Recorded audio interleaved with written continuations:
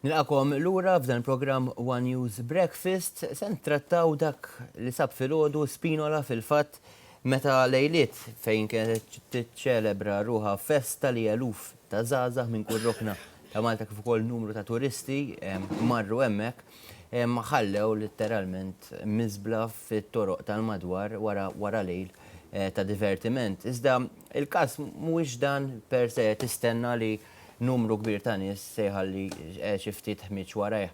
Ir-responsabilità iżda li għandha tintrefa wara dak l-isfreġġu li kienet tinsab fiha din il-parti ta' San Ġiljan. Miegħi fl-istudju naqgħet il-President sezzjoni Kunsilliera u anke Kunsillier ta' Swieqi Mario Fava nsellimlek. Sellimlek Boġġu. Kif ukoll l-avukat Bajrin Kamilleri se jkun qed jispjegalna naqra il-liġi xtajt f'dan ir-rigward. Suppost meta ikun hemm xi attività bħal di, x'inhi l-prassi tat-tindif wara kif għandha titkomplet tindif min huwa responsabbli, eċċetera. Legalment, kwalunkwe tindif li jsir fil-lokalità, fil-konfini ta' dawk li huwa responsabbli tagħhom il-Kunsill Lokali, għandha tinġar mill-Kunsill Lokali.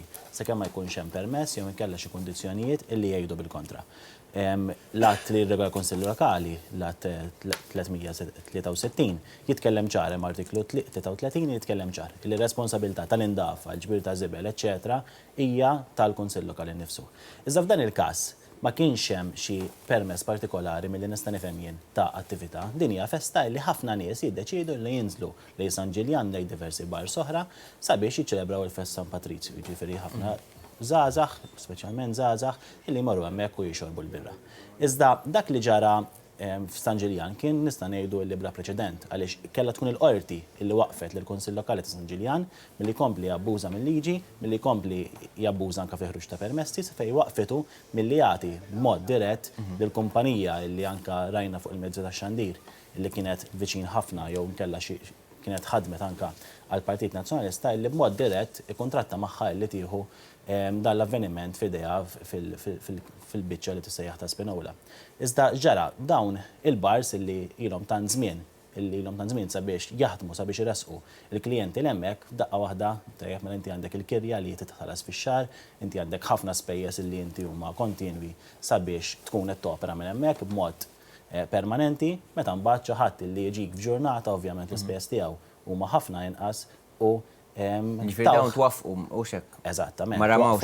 Twaqfu. Iżda ġara fl-aħħar ġurnata xorta il-Kunsill Lokali ta' San Ġiljan ħareġ permessi sabiex jintramaw diversi stalls Bi-sfida jsar. Sfida kbira. U qal jiena mhux ħannaddaf mela x'għamel. Mela l-Kunsill Lokali ta' San Ġiljan minn naħa jagħti l-ħafna stalls sabiex ikunu preżenti f'din iż-żona. Jiena rajt ritratti fuq ir-roundabout fuq hemm meta dawn laħasbu għal security laħasbu sabiex it-toroq jingħalqu, meta mbagħad taw dawn il-permessi. Mela l-attività strettament ħoloqha il-Kunsill Lokali ta' San Ġiljan għax inkun ma tawx dawn il-permessi fit-toroq, ma kienx tinħoloq din l-attività u kien ikun hemm biss il-bars illi jarmaw quddiem il-bib tagħhom. Mario, kif spjegalna tajjeb Bajrin, x'tuppost jiġri f'każijiet bħal dawn? Aħna anke bħala sezzjoni konsilliera, ovvjament, wara rapport li kellna mill-konsilliera tagħna, sa minn qabel ma ġie preżentat il-rikors għal mandat ta' sekwestru ta' inibizzjoni min-naħa tal-bars. Kuna diġà ressaqna ilment lid-Dipartiment tal-Gvern Lokali fejn għadnilu illi il-mod kif qed jaġixxi u ħajaġixxi il-Kunsill Lokali imur kontra l-liġi tal-Kunsill Lokali. Fil-fatt, il-Kunsill Lokali, kull Kunsill Lokali huwa responsabbli u biss biex joħroġ il-permessi għal attivitajiet pubbliċi bħal dawn. U il-ftehim li jagħmel is-sindku għandhom tal-Kunsill Lokali minn konsultazzjoni mal-komplement tal-Kunsill propri biex ħareġ permess wieħed lill-entità waħda illi anke rridu ngħidu kien hemm ftehim ma' din il-kumpanija li suppost kellhom jitħallsu 2000 euro biex propju jsir it-tindif ta' wara. Ir-riżulta u dan qallitu l-qorti fis-sentenza tagħha illi minkejja illi dawn l-2000 euro kienu miftehmin li kellhom jitħallsu ma tħallsux xorta waqt nħareġ il-permess lil din il-kumpanija ġifieri anke hemmhekk wieħed jistaqsi tħallsux jew le dawn l-2000 euro jekk tħallsu fejn marru għaliex l-qort qed tgħid illi ma kien hemmx dan it-tip ta' ħlas.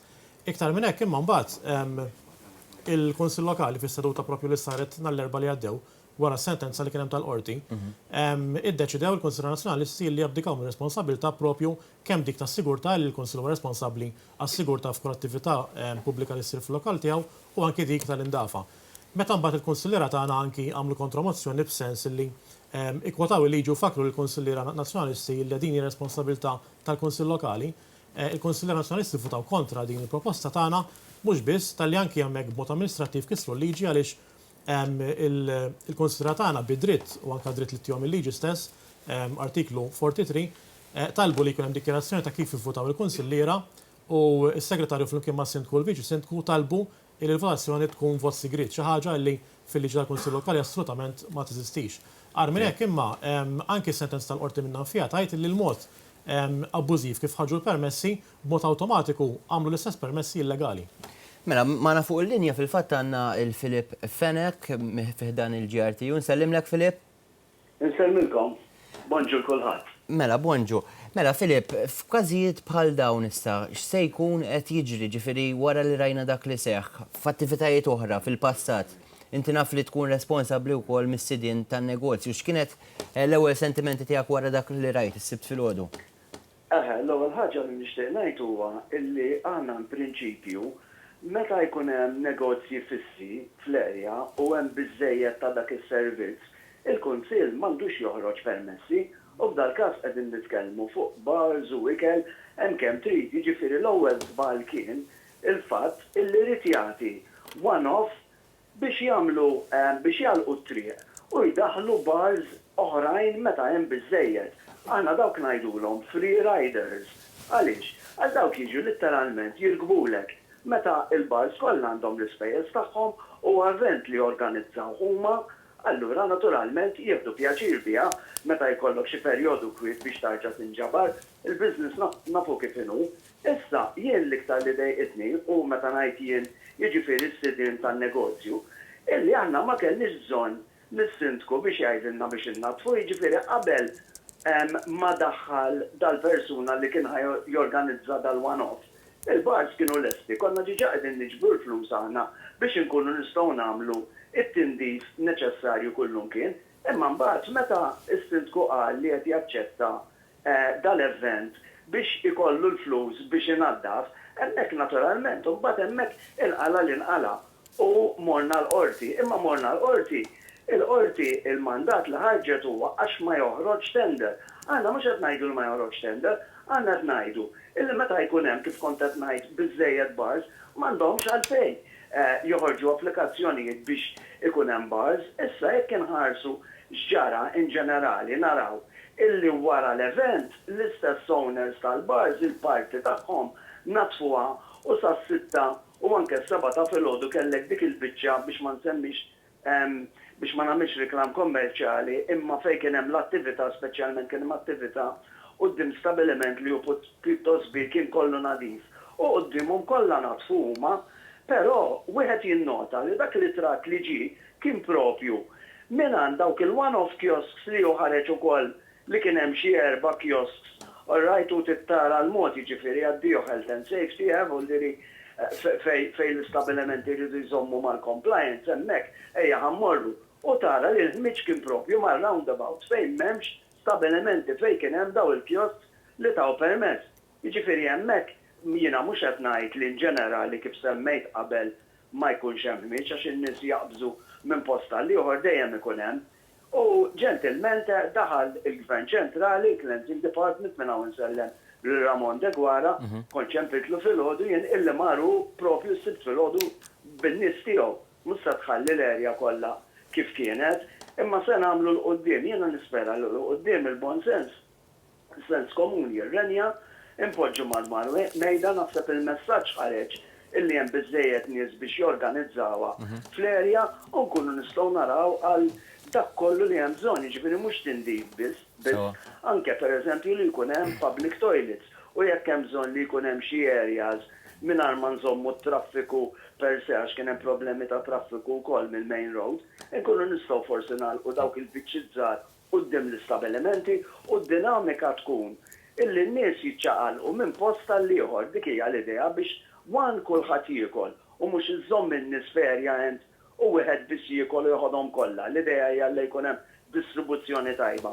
U naħseb f'dal-mod daqsxejn ta' pjanar u sens komun naħseb is-sena d-dieħla nkunu nistgħu norganizzawha iktar aħjar. Bħas-soltu dejjem titgħallem mill-iżbalji jekk ikun hemm xi konfront nisperaw illi ma jaqgħux. Nirringrazzja lilek Filip, fil-fatt se nkomplu bid-diskussjoni qabel xejn nixtieq però jekk il-Reġija Torina fil-fatt ħanuru is-sindku propju Guido Dalli jekk nistgħu naraw minn fuq l-screens, l-screen tagħna jekk qed naraw il-qorti fil-fatt kienet wafqet il-San Patrizzju tas-Sindku ta' San Ġiljan tal-Bars jirbħu il-każ il-qorti kif qed naraw is-Sindku qrib ħafna wkoll tal-Partit Nazzjonalista. Ġifieri f'dan il-każ letteralment kien hemm sfida deċiżjoni tal-qorti u x'hekk nimmaġina se jittieħdu xi tip ta' passi fil-konfront ta' dan is-Sindku. Jiena nispera li d-Dipartiment tal-Gvern Lokali jieħu ħafna deċiżjonijiet fil-konfront ta' San Ġiljan għaliex mill-bidu sal-aħħar kien hemm ksur sfaċċat tal-liġi.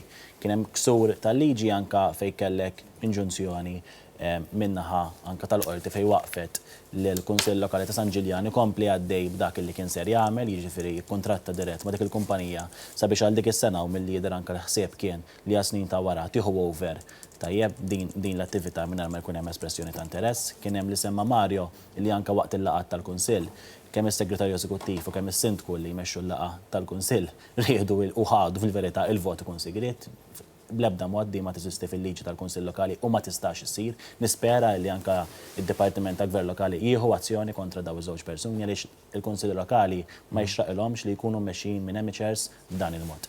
Tajjeb, ukoll kien hemm din l-isfida fejn imbagħad l-ewwel għax ridna ħafna security u l-ewwel għax dil-kumpanija kienet ħattina l-flus għat-tindif u għax dil-kumpanija kienet se ġibilna ma nafx x'ma semmewx li kienet ser iġġibilhom daqs li kieku kien ser ikun hemm xi manna mis-sema u mbagħad iddeċidew illi kif anka semma Filip tal-GRTU. Kiosks f'nofs ta' triq, tajjeb, bingħajr ebda health and safety, karozzi jibqgħu għaddejjin, fl-aħħar mill-aħħar dawn il-permessi il-Kunsill ħariġhom, jiġifieri is-sitwazzjoni ħoloq għall-Kunsill Lokali bi sfida anke ma' tal-Bars li jidher ċar li jrid jagħmel sfida lil tal-Bars u ħoloq din is-sitwazzjoni li mbagħad anke riżultat f'ħafna kaos u f'ħafna ħmieġ. U fl-aħħar mill-aħħar min bata f'din is-sitwazzjoni mhux ir-residenti ta' San Ġiljan illi suppost jirrappreżenta il-Kunsill Lokali ta' San Ġiljan illi fil-għodu qamu u sabu miżbla madwar il-lokalità tagħhom kieku ma kienx Ramon de Gwara tal-Cleansing Department illi ħadu azzjoni huma u marru hemmhekk sabiex inatfu ġifieri jagħmlu dak illi m'għamilx il-Kunsill Lokali fl-aħħar mill-aħħar kieku baqgħu l-istess. Xtaqt insemmi punt żgħir qabel nagħlaq. Il-Kunsilli Lokali normalment fit-tenders u fil-kuntratti tagħhom tal-cleaning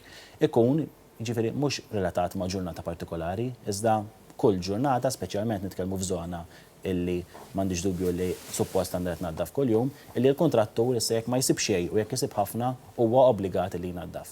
Jiġifieri fl-aħħar mill-aħħar suppost hemm kontrattur tal-Kunsill Lokali illi dakinhar kien fuq xogħlu sabiex huwa jnaddaf. Jekk dan il-kontrattur, il-Kunsill Lokali għallux sabiex dakinhar ma jersaqx l-hemmhekk jiena ma nafx u għaliex ma nafx eżattament x'tip ta' kontratt għandhom, iżda kull Kunsill Lokali f'Malta u Għawdex għandu daw it-tip ta' kontratti tal-cleaning tal-lokalità u ma nafx kif allura San Ġiljan mbagħad inħolqod din il-problema li nħolqod. Ok, Mario, biex niprevenu affarijiet simili fil-ġranet li ġejn tista' jibdew attivitajiet kbar bħala il-MTV u ħafna oħra li jsiru f'postijiet pubbliċi, x'taħseb li għandu jsir jekk hux iktar sikkatura, aktar multi ħorox, ma nafx. Sempliċi ħafna Stefan, kif il-Kunsill Lokali mexa mar-regolamenti li hemm, di ma kienx tqum, ġifieri f'kull attività pubblika bħal din, jekk kull Kunsill Lokali jimxi mal-proċeduri li hemm u jsegwihom, allura din il-mod kif sar u l-kjas kollu li kien hemm spinolu ma kienx isir. Biex inżid anke ma li qed jgħid Bajrin, tajjeb qed jgħid li l-Kunsill Lokali propju għandu allokazzjoni fl-allokazzjoni tiegħu diretta propju biex jagħmel dak tip ta' tindif. Jiġifieri nistenna illi anke hawnhekk id-Dipartiment tal-Gvern Lokali jara l-ispiża x'kienet u addirittura jekk hemm bżonn anke jnaqqas dak l-ammont mill-allokazzjoni tal-Kunsill Lokali ta' San Ġiljan. Imma anke biex nikkonferma dak li qal Filip ftit ilu, nikkonferma li anke ħafna mill-bars kienu ġabdew jiġbru 120 euro kull wieħed propju biex imbagħad ikun jista' jsir it-tindif ta' wara li mbagħad ovvjament twafqet meta ħareġ il-permess bil-mod illegali li huwa abbużiv kif ħareġ.